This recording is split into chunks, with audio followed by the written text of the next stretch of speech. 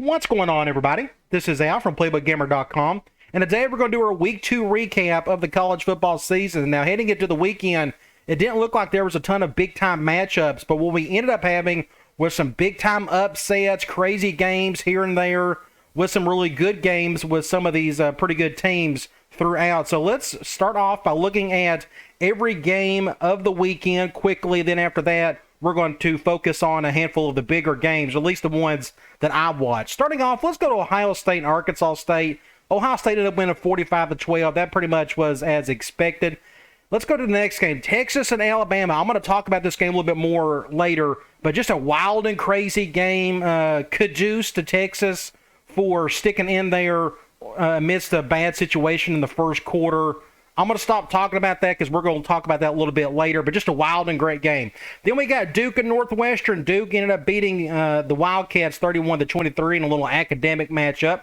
Then we got Missouri and Kansas State. Poor Missouri. I think they're in for another long season, but Kansas State ended up beating 40-12. I'm glad they have that rivalry back. I don't know if they're going to keep playing each other. I think they should, even though the score doesn't really show that.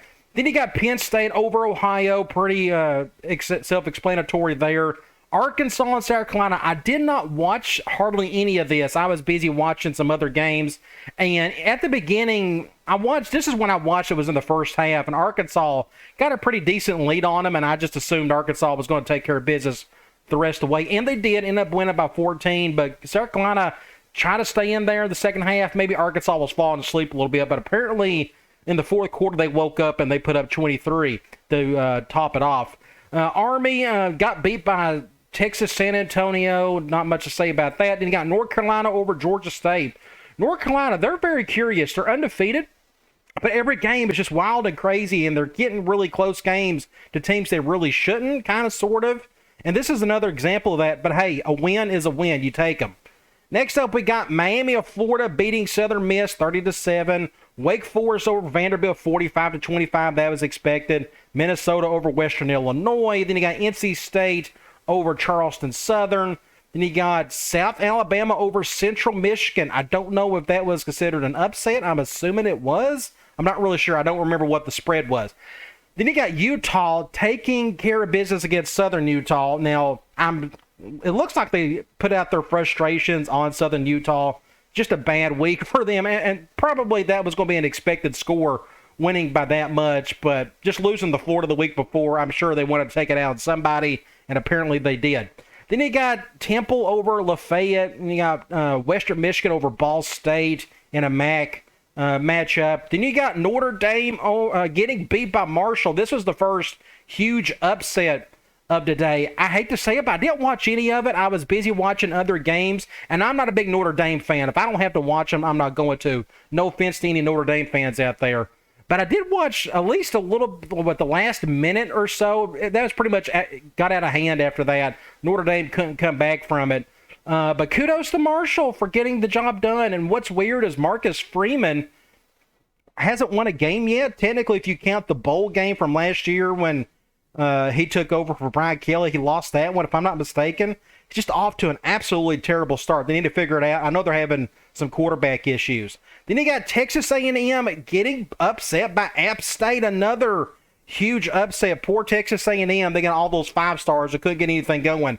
I'm thinking, this is just my opinion, I think Jimbo Fisher's offense is a little outdated. I think he needs to give up the play calling, give that to somebody else, simplify something. Their offense just isn't clicking, and they got too much talent for it not to be clicking.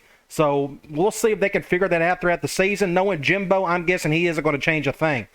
Air Force over Colorado in a little state of Colorado matchup. They ended up being quite of a beatdown, too.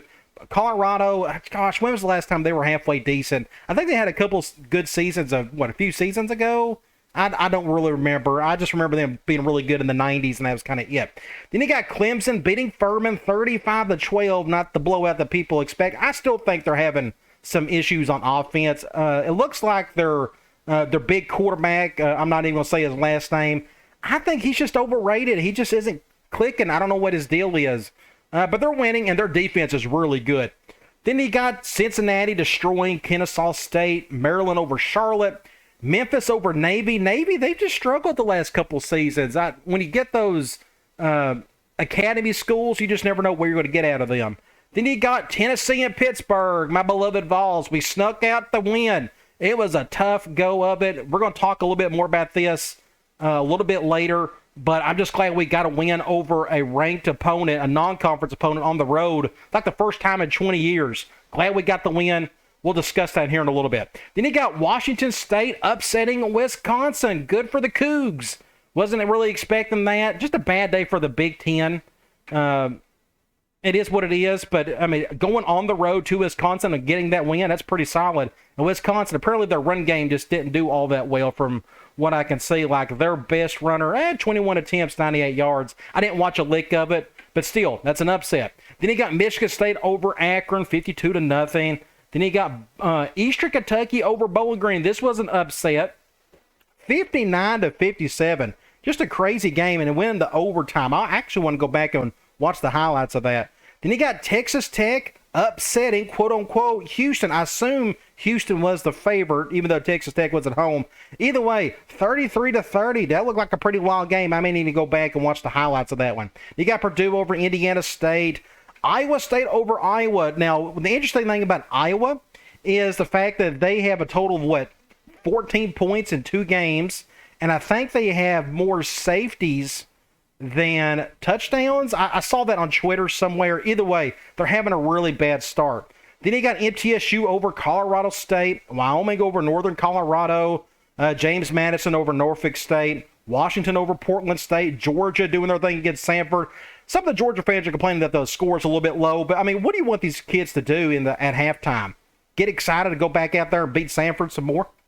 It's kind of tough to do. They're still the best team in the country at the moment. Then you got Cal squeaking by UNLV, Illinois over Virginia, Rutgers over Wagner. Then you got UCLA over Alabama State, Incarnate Word over Nevada. I'm assuming that is an upset, and that's especially at Nevada. Wow. Wild and crazy game, high scoring. Then you got Coastal Carolina squeaking by Gardner-Webb. Then you got Holy Cross over Buffalo. I'm assuming that was another upset. I mean, we're talking FBS school with an FCS school. Either way, another upset. Just a ton of them this week. Then you got Kansas over West Virginia. How about them Jayhawks? I think they got a really good coach, Lance Leopold. He came from Buffalo, done really good things there. Seems like a really smart dude. They're doing something right. I mean, when's the last time Kansas started off the season 2-0? Then you got Eastern Carolina over Old Dominion.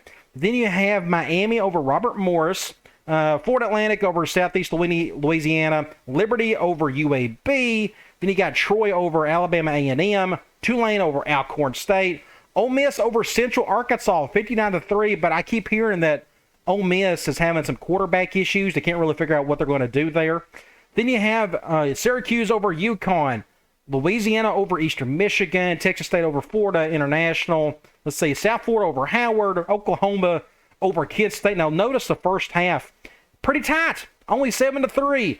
Oklahoma woke up in the third quarter, hung 24 on them, and it was all she wrote. Then they got SMU over Lamar. Tulsa barely squeaked by Northern Illinois. That looked like a pretty fun matchup. Then you got Louisiana Tech over Stephen F. Austin. Then you got Florida getting beat by Kentucky. I watched every bit of this. We're going to talk about it a little bit later. Just a wild and crazy game. Some interesting things to point out there. Then you got Toledo over UMass, Weber State over Utah State, Georgia Tech over Western Carolina, Oklahoma State over Arizona State, and Port Nebraska. I'm glad they fired. No offense to Scott Frost. You don't want to see anybody lose their job, but Scott Frost got fired, yesterday? And what's interesting is if they would have waited like 2 weeks, they would have saved like $8 million or something. Either way, just a terrible regime there for him. None of it just clicked. They lost a ton of games by like a single score.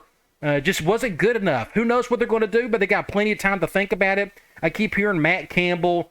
I also saw where Tom Herman may be a factor. That would be a complete waste to do that. Who knows? They got some options. It's still kind of an attractive job.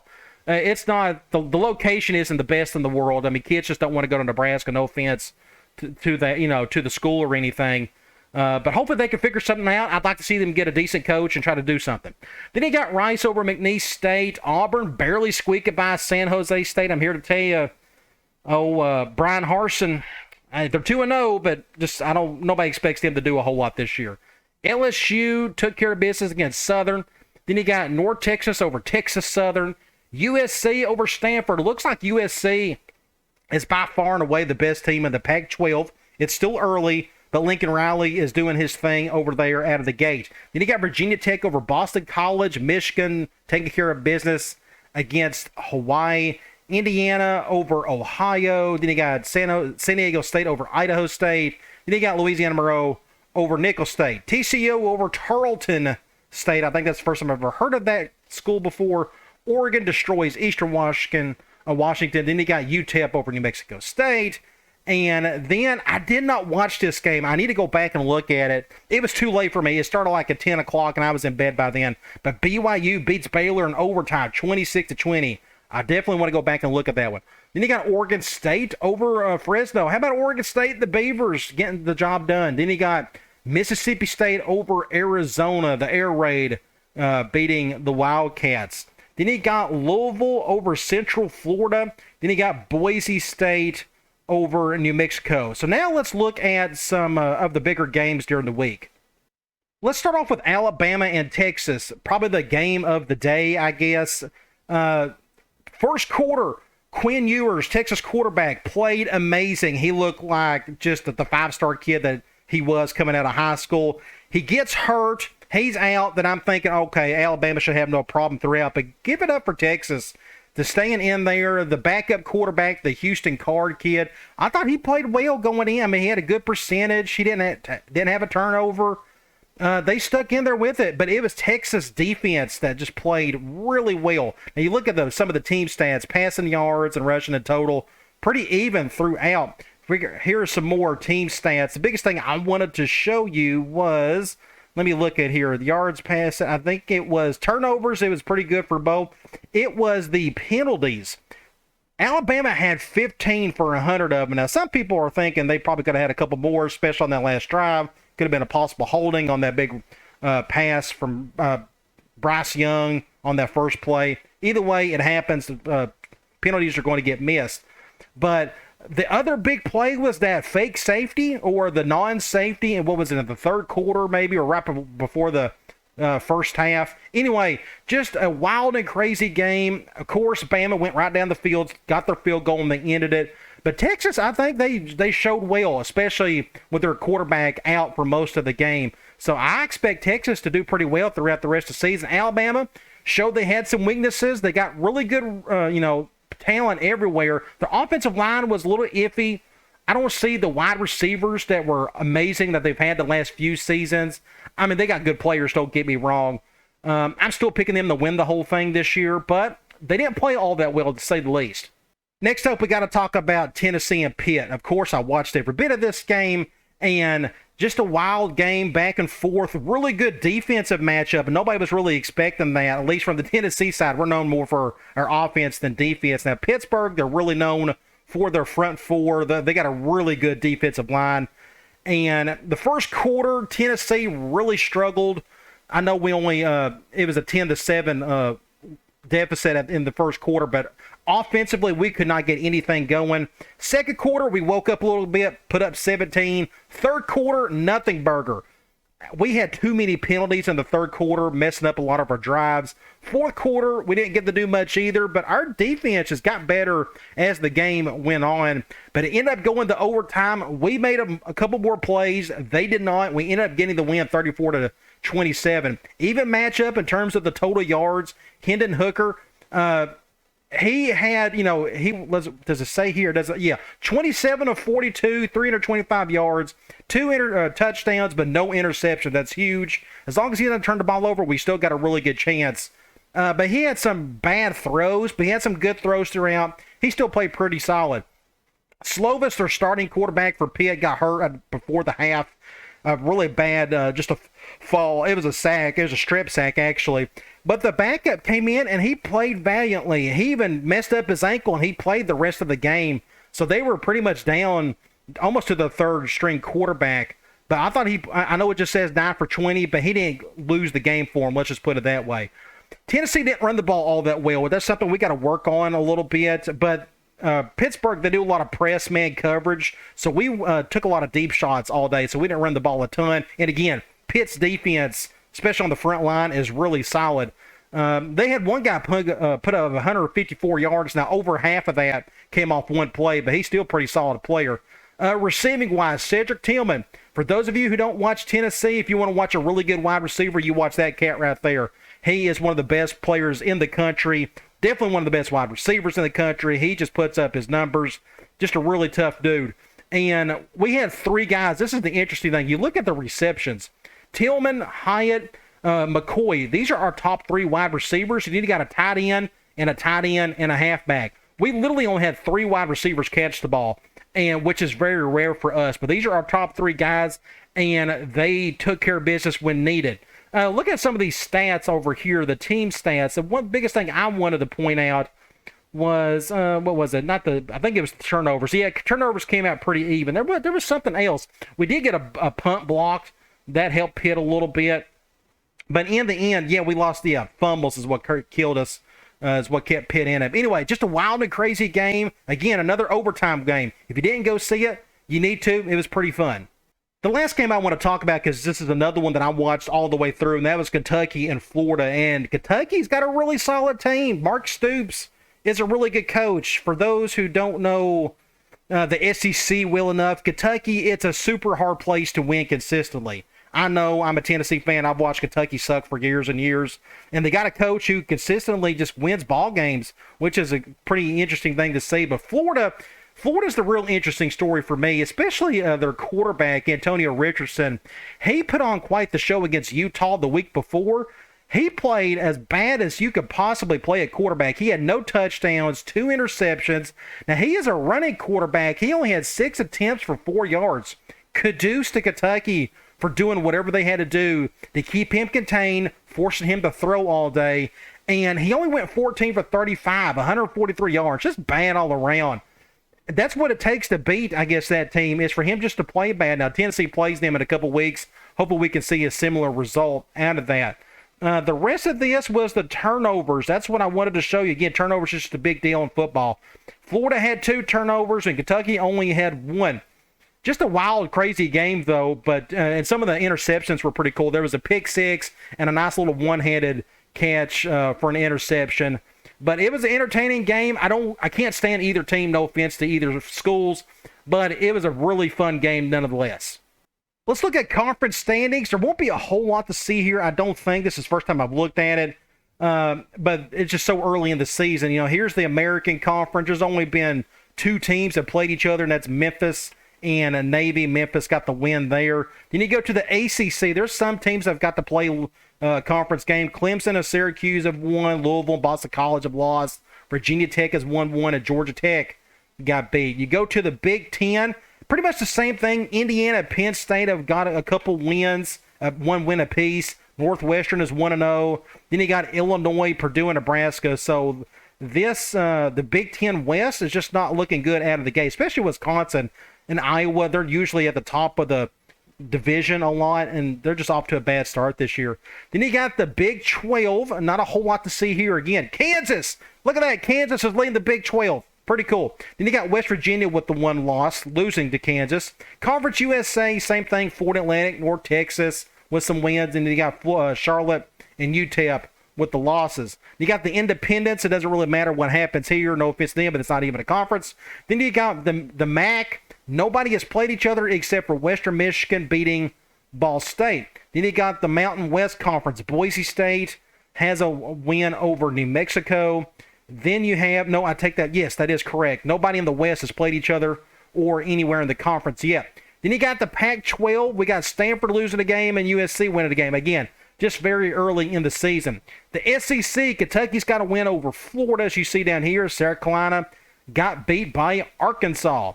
And that is it for the SEC. And last but not least, it should be, and that's the Sun Belt, and nobody has played anybody in the conference. Let's look ahead to week 3. It's another week of supposed games that just don't look very good. But that doesn't mean anything. Week 2 showed us that you can have some crazy matchups, upsets, close games, what have you. So I hope it happens again this week. Starting off, Louisville is a 2-point underdog to Florida State. So that's could be an interesting ACC matchup. Air Force, 17-point underdog to Wyoming. Virginia Tech and Wofford. Missouri and Abilene Christian. Then you got Cincinnati and Miami of Ohio. Then you got Kent State and it's not Long Island. It's something Post. I don't know what it is. I need to look it up. It should be, again, I don't really know who it is. I need to look that up. Either way, Army and Villanova. Oklahoma and Nebraska. I wish they'd bring this back. The only way you could bring this back is Nebraska needs to go back to the Big 12. That's not going to happen. Either way, Oklahoma is an 11.5-point favorite, which is interesting. I figured they'd be up more than that. But if you remember at the beginning of the video, Oklahoma, they're not exactly killing it right now.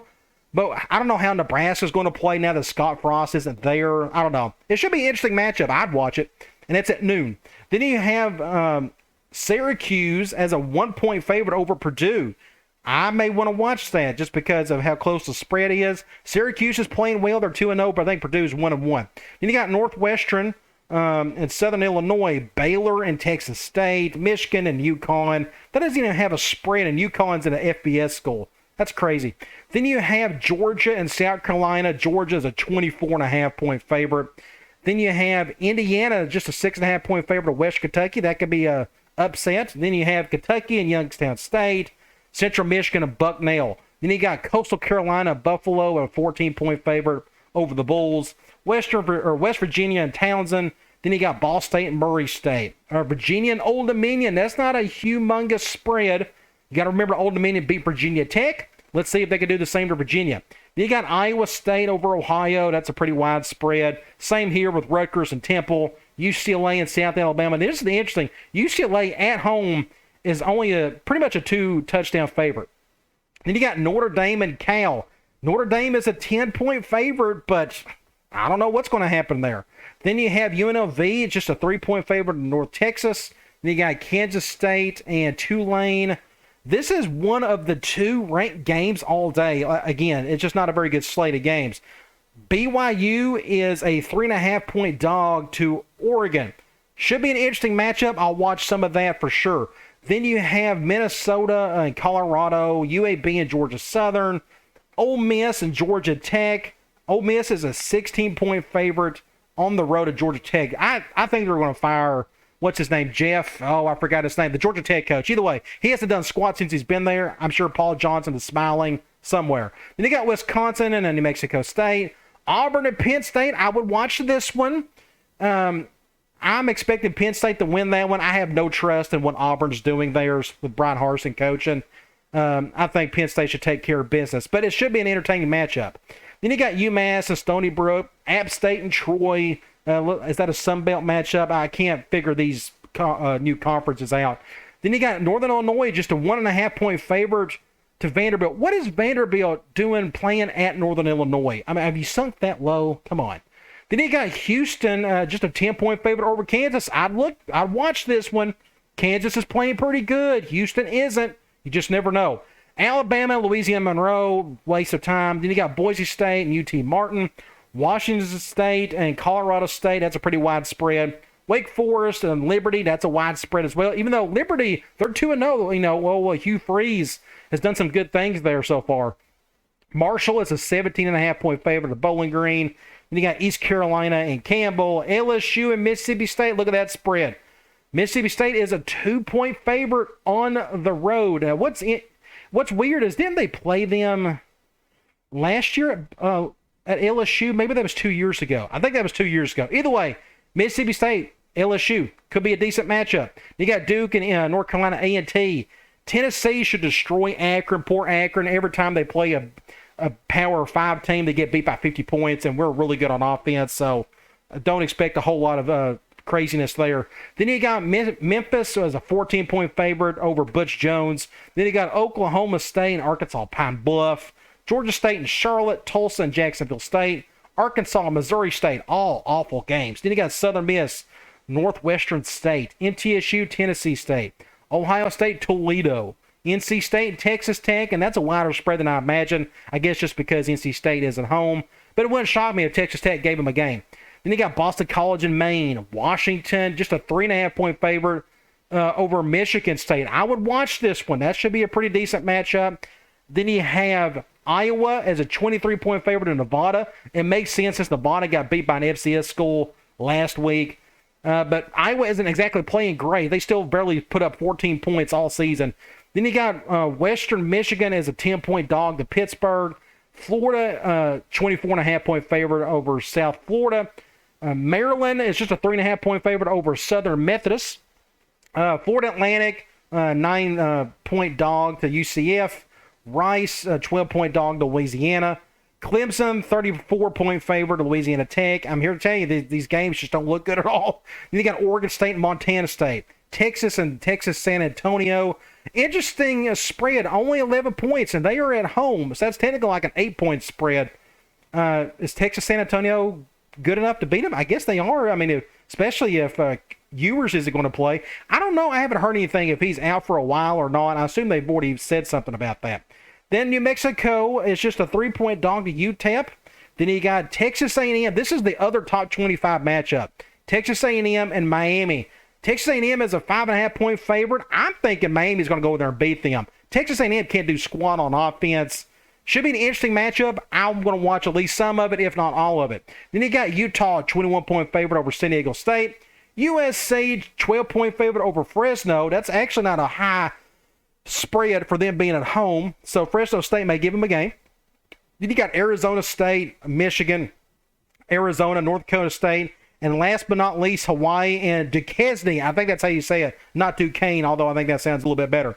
All right, that is it for the Week 2 recap. In the next video of the series, we're going to look at Week 3. Hopefully we can see some wild and crazy matchups like we did this weekend. All right, guys, I'll talk to you later.